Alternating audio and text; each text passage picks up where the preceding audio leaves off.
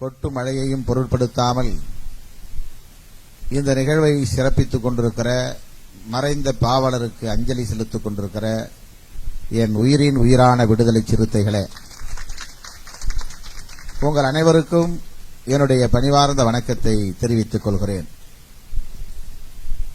மறைந்த பாவலர் ஐயா ராவணன் அவர்களுக்கு விடுதலை சிறுத்தைகளின் செம்மாந்த வீர வணக்கத்தை செலுத்துகிறேன். அவர் இயற்கை எய்துவிட்டார் என்ற செய்தியை கேட்டு நான் மிகவும் அதிர்ச்சியடைந்தேன், வேதனையுற்றேன். உடனடியாக நம்முடைய புரட்சிதாசன் அவர்களை தொலைபேசியிலே தொடர்பு கொண்டு எனது ஆழ்ந்த வருத்தத்தை வெளிப்படுத்தினேன். அவருடைய திருவுடலுக்கு மலர் வளையம் வைத்து அஞ்சலி செலுத்த வேண்டும் என்று நான் துடித்தேன். ஆனால் அன்றைக்கும் இன்றைய நாளைப் போலவே அடுக்கடுக்கான நிகழ்ச்சிகள், ஒப்புக்கொண்ட நிகழ்ச்சிகள். எப்படியாவது மாங்காடு வந்து அவருடைய திருவுடலுக்கு மலர் வளையம் வைத்து வீர வணக்கம் செலுத்த வேண்டும் என்று நான் எண்ணினேன். ஆனால் இயலாமற் போய்விட்டது. புரட்சிதாசன் அவர்கள் தாய்மண்ணுக்கு அவருடைய உடலை எடுத்துச் செல்கிறோம் அண்ணா, முடிந்தால் அங்கே வாருங்கள், கல்பட்டு கிராமம்தான் எங்கள் பூர்வீகம், வாய்ப்பிருந்தால் அங்கே வாருங்கள், இல்லை என்றால் படத்திறப்புக்கு வாருங்கள் என்று என்னிடத்திலே சொன்னார். என்னுடைய நெருக்கடியான நிலைமைகளை புரிந்து கொண்டு அதற்கு ஏற்ற வகையிலே புரட்சிதாசன் அவர்கள் அன்றைக்கு வழிகாட்டினார். கல்பட்டு கிராமத்திற்கு போய் அஞ்சலி செலுத்த வேண்டும் என்று கூட நான் எண்ணினேன். ஆனால் அடுத்தடுத்த நாட்களிலும் கூட தொடர்ச்சியான நிகழ்ச்சிகள், ஒப்புக்கொண்ட நிகழ்ச்சிகள் தவிர்க்க முடியவில்லை. இன்றைக்கு ஏறத்தாழ 3-4 நிகழ்ச்சிகள் கலந்து கொள்ள முடியாத நிலை ஏற்பட்டுவிட்டது. 7 மணிக்கெல்லாம் இங்கு வந்துவிட வேண்டும் என்று எவ்வளவோ நான் எண்ணி பார்த்தேன், அல்லது 8 மணிக்காவது வந்துவிட வேண்டும் என்று முயற்சித்து பார்த்தேன், முடியவில்லை. முக்கியமான நிகழ்வுகளை எல்லாம் தவிர்க்க வேண்டியதாகிவிட்டது. அன்றைக்கு நேரிலே வந்து அவருடைய திருவுடலுக்கு அஞ்சலி செலுத்த இயலவில்லையே என்கிற வருத்தத்தை முதலில் நான் தெரிவித்துக் கொள்கிறேன். என்றாலும் கூட அவருக்கு நான் என்னுடைய உளமார்ந்த வீர வணக்கத்தை தொலைவிலிருந்தே செலுத்துகிறேன். இன்றைக்கு அவருடைய திருவுருவ படத்தை திறந்து வைத்து விடுதலை சிறுத்தைகளின் செம்மாந்த வீர வணக்கத்தை செலுத்துகிற வாய்ப்பை இந்த நிகழ்வின் ஊடாக புரட்சிதாசன் வழங்கியிருக்கிறார். அது எனக்கு ஆறுதலை தருகிறது. ஐயா ராவணன் அவர்களை இழந்து வாடுகிற அவருடைய குடும்பத்தார் அனைவருக்கும் விடுதலை சிறுத்தைகளின் சார்பில் ஆழ்ந்த இரங்கலை தெரிவித்துக் கொள்கிறேன். அவருடைய பெயரிலிருந்தே அவருடைய சிந்தனை எவ்வளவு வலுவானது, முற்போக்கானது, புரட்சிகரமானது என்பதை நாம் உணர்ந்து கொள்ள முடியும். வழக்கமாக நம்முடைய முன்னோர் நமக்கு பெயர் வைத்தால் ராமன் நினைவாகத்தான் பெயர் சூட்டுவார்கள். ராமசாமி, ராமநாதன், ராமமூர்த்தி, ராமலிங்கம் என்று ராமன் ராமன் ராமன் ராமன் என்றுதான் பெயர் சூட்டுவது வழக்கம். ராமாயணத்திலே ராமன் கதாநாயகன், ராமனுக்கு வில்லன் ராவணன். வால்மீகி ராமாயணத்திலும் சரி, கம்ப ராமாயணத்திலும் சரி, அதுபோல எழுதப்பட்ட எண்ணற்ற பல ராமாயணங்கள் உண்டு. நாம் கற்று வைத்திருக்கிற ராமாயணம், நமக்கு சொல்லப்பட்டிருக்கிற ராமாயணம் கம்ப ராமாயணம். ஆனால் மூல ராமாயணம் என்பது, ஒரிஜினல் ராமாயணம் என்பது வால்மீகி எழுதிய ராமாயணம். அந்த கதை அப்படியே முழுமையாக நமக்கு சொல்லப்படவில்லை. தமிழ்நாட்டு கலாச்சாரத்திற்கு ஏற்ப மாற்றி எழுதப்பட்ட ராமாயணம் தான் கம்பன் எழுதிய ராமாயணம். புலவன் கம்பன், கம்பன் ஆட்டாழ்வார் என்று அழைக்கப்படக்கூடிய அந்த புலவன் எழுதிய ராமாயணம். ஆக எந்த ராமாயணமாக இருந்தாலும் கூட ராமாயணத்தில் நாயகன் ராமன், அவன் நேர்மையானவன், ஒழுக்கமானவன், நன்னெறியை பின்பற்றக்கூடியவன், புனிதமானவன் என்றெல்லாம் அந்த புராணத்திலே அல்லது கதையிலே காதையிலே வருகிறது. ராவணன் என்றால் அவன் அரக்கன், அடுத்தவன் மனைவியை கவர்ந்து சென்றவன், கொடூரமானவன், கோரமானவன் என்றுதான் அந்த கதை சொல்லுகிறது அல்லது அந்த புராணம் சொல்லுகிறது. ஆகவே தாம் பெற்ற குழந்தைக்கு யாராவது பெயர் சூட்ட விரும்பினால் ராமனை நினைவுபடுத்துகிற வகையில் தான் பெயர் சூட்டுவார்கள். 100 பேருக்கு பெயர் சூட்டினார்கள் என்றால் அதில் கிட்டத்தட்ட 50 பேருக்காவது ராமன் பெயர் வரும். ஏதாவது ஒரு வகையிலே எப்படியாவது ராமனை நினைவுபடுத்தக்கூடிய வகையிலே அப்படி பெயரை சூட்டுவார்கள். அந்த அளவுக்கு ராமாயணம் இந்திய அளவில் மக்களின் மனதை பாதித்திருக்கிறது, தாக்கத்தை ஏற்படுத்தி இருக்கிறது. ஆக ராவணன் என்றால் அவன் அரக்கன், 10 தலை கொண்டவன். சாதாரண மனிதனுக்கு ஒரு தலைதான் இருக்கும், அரக்கனுக்கு 10 தலை இருக்கும். அவன் கொடூரமானவன் என்கிற வகையில் தான் அது சொல்லப்பட்டது. ஆகவே யாரும் ராவணன் பெயரை சூட்ட மாட்டார்கள் தன்னுடைய குழந்தைக்கு. அப்படிப்பட்ட நிலையிலே நம்முடைய பெரியவர் ஐயா அவர்கள் ராவணன் என்று தன்னுடைய பெயரை மாற்றிக் கொண்டிருக்கிறார். அதற்கு என்ன அடிப்படை? பகுத்தறிவுதான் அடிப்படை. சுயமாக சிந்திக்கிறார் என்பதுதான் அடிப்படை. ராவணன் தமிழன், அவனுக்கு 10 தலை கிடையாது. 10 தலை என்றால் 10 மூளை சிந்திக்கக்கூடிய அளவுக்கு ஒரு மூளையால் சிந்திக்கிற ஆற்றல் பெற்றவன் ராவணன். 10 பேர் சிந்திப்பதை ஒருவன் சிந்திப்பான். 10 பேருக்கு இருக்கிற மூளை ஆற்றல் அந்த ஒருவனுக்கு உண்டு. அதுதான் அதற்கு பொருள். ராவண காவியம் என்று புலவர் குழந்தை எழுதினார். ராவண காவியத்திலே அவர் என்ன சொல்லுகிறார் என்றால், ராமன் தான் அயோக்கியன், ராவணன் யோக்கியன் என்று எழுதுகிறார். ராவணன் நேர்மையானவன், அவன் தமிழ்ச் சங்கத்தை வைத்து நடத்தியவன், அவன் தமிழன், சிவனை வழிபட்டவன், சிவனின் இன்னொரு அவதாரமாக மண்ணுக்கு வந்தவன், அடுத்தவன் மனைவியை அவன் கவர்ந்து போனான் என்று கதையிலே சொன்னாலும் கூட அவன் விரல் கூட அந்த சீதையின் மீது படவில்லை. அவ்வளவு ஒழுக்கமானவன், மாற்றான் மனையை விரும்பாதவன். இப்படி ராவணனை பற்றி நேர் எதிரான, ராமனுக்கு நேர் எதிரான கருத்துக்களை எல்லாம் பதிவு செய்து, ராவணன் தான் ஒழுக்கத்திற் சிறந்தவன், நன்னெறியை பின்பற்றியவன், நாகரிகத்தை கடைபிடித்தவன் என்று பதிவு செய்த வரலாறு உண்டு.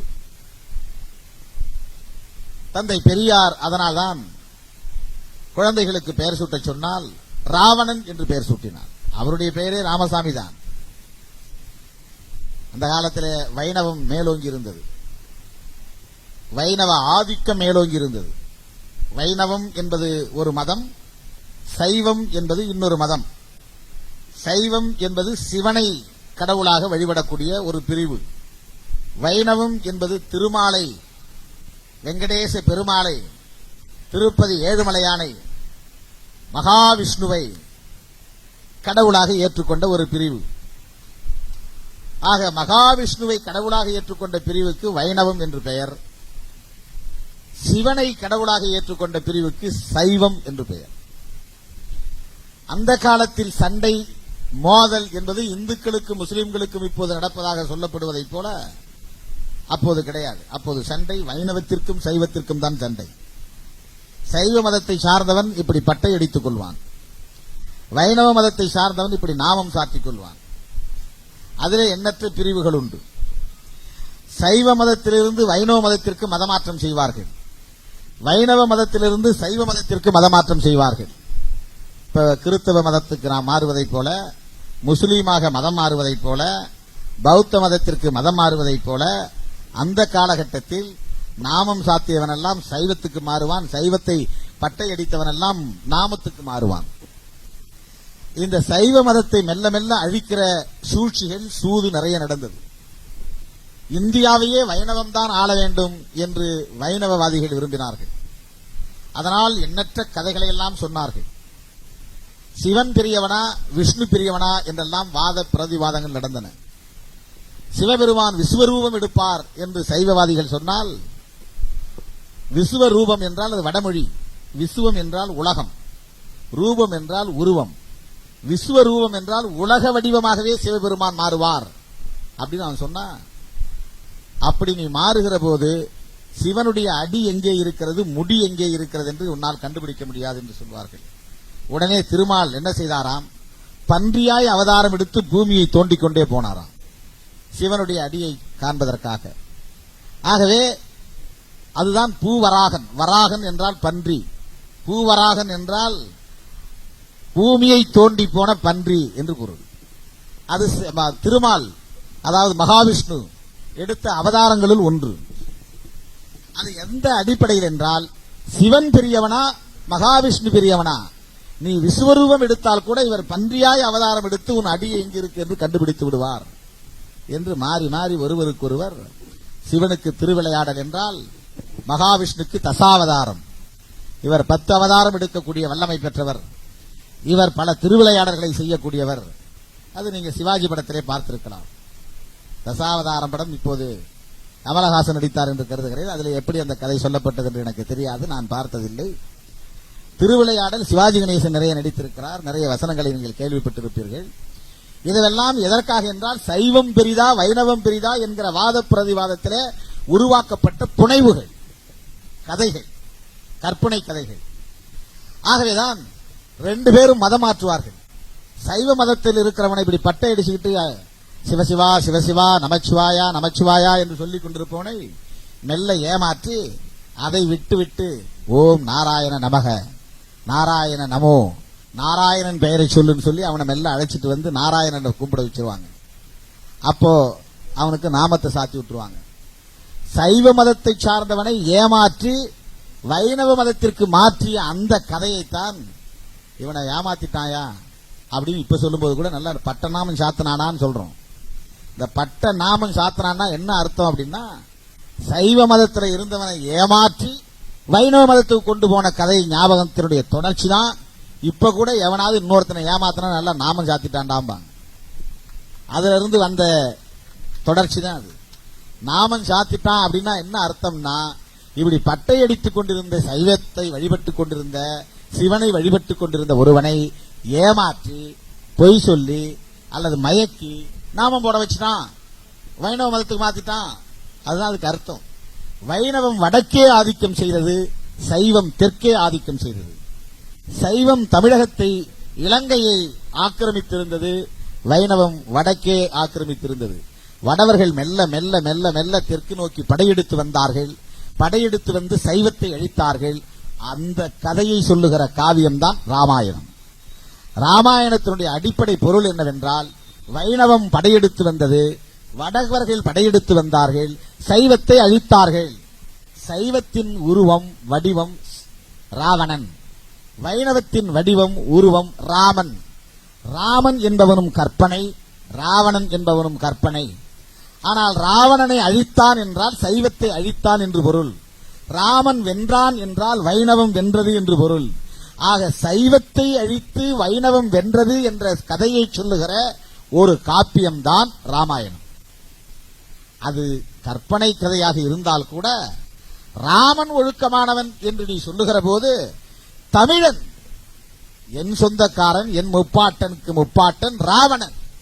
ஆகவே அவன் பக்கம்தான் நான் இருப்பேன், என் பிள்ளைகளுக்கு ராவணன் என்றுதான் பெயர் சூட்டுவேன் என்ற ஒரு எதிர்மறை சிந்தனை தான், கலக சிந்தனை தான் தன்னுடைய பெயரையே ராவணன் என்று சூட்டிக் கொண்டது.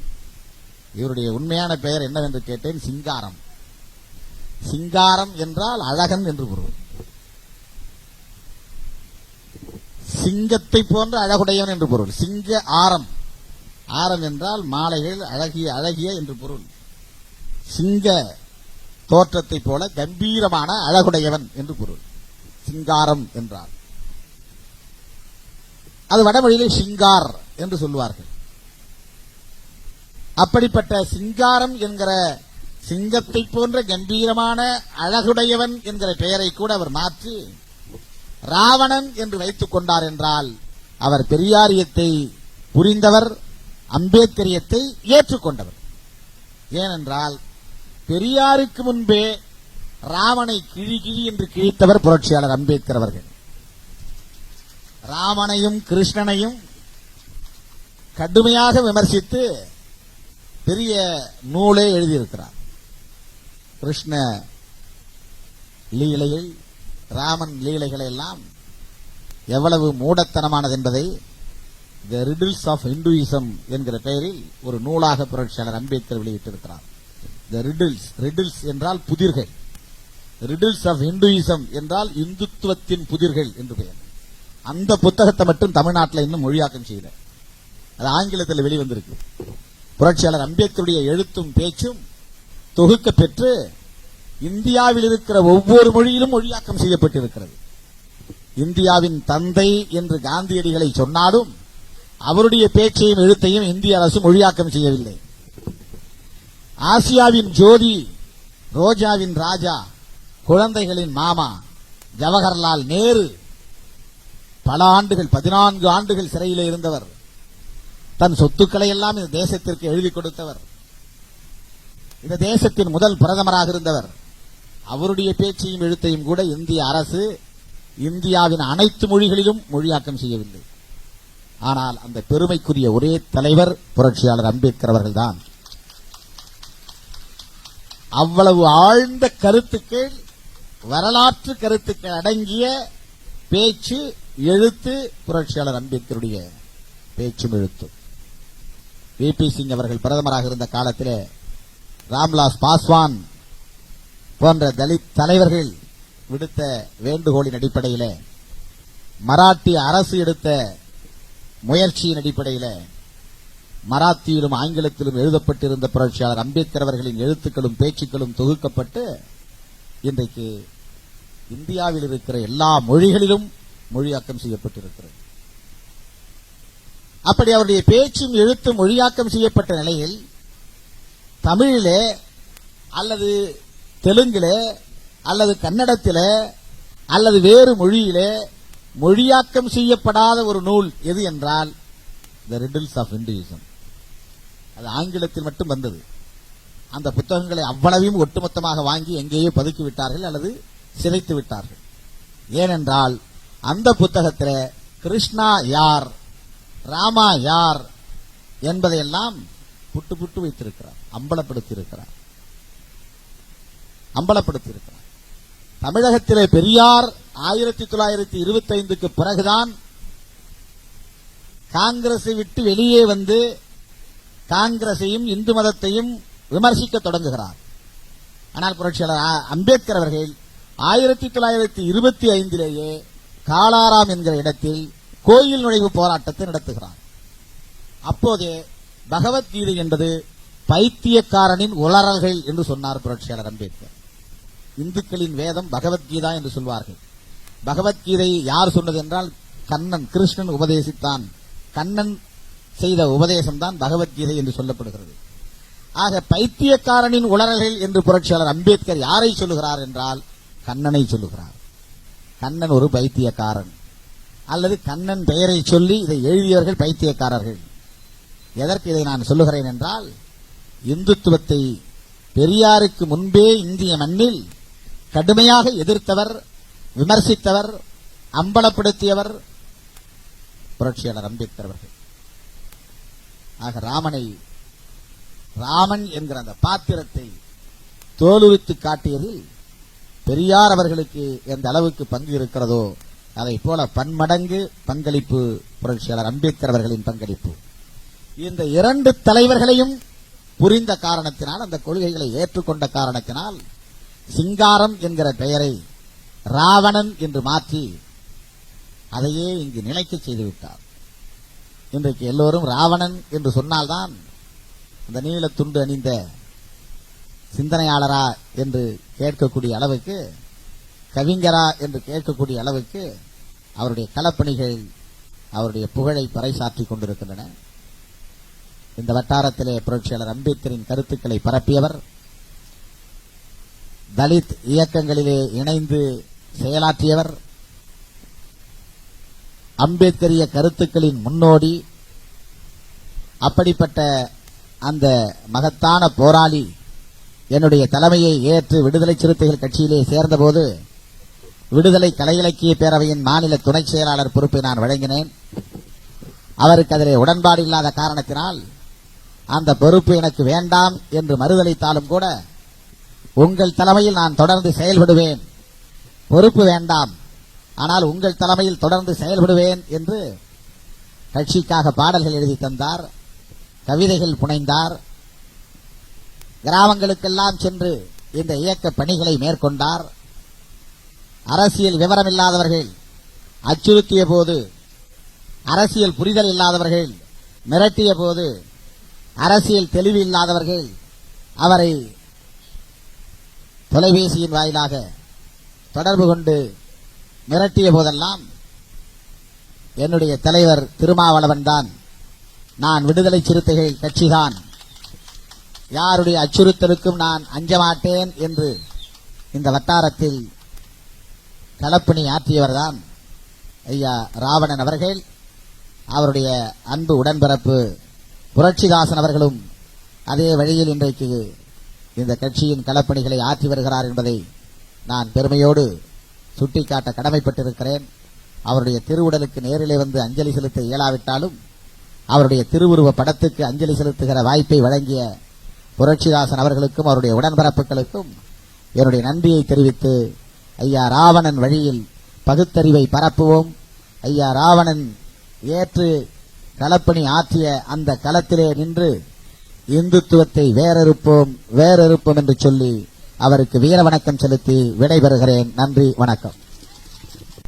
கொட்டு மழையையும் பொருட்படுத்தாமல் இந்த நிகழ்வை சிறப்பித்துக் கொண்டிருக்கிற, மறைந்த பாவலருக்கு அஞ்சலி செலுத்திக் கொண்டிருக்கிற என் உயிரின் உயிரான விடுதலை சிறுத்தைகளே, உங்கள் அனைவருக்கும் என்னுடைய பணிவார்ந்த வணக்கத்தை தெரிவித்துக் கொள்கிறேன். மறைந்த பாவலர் ஐயா ராவணன் அவர்களுக்கு விடுதலை சிறுத்தைகளின் செம்மாந்த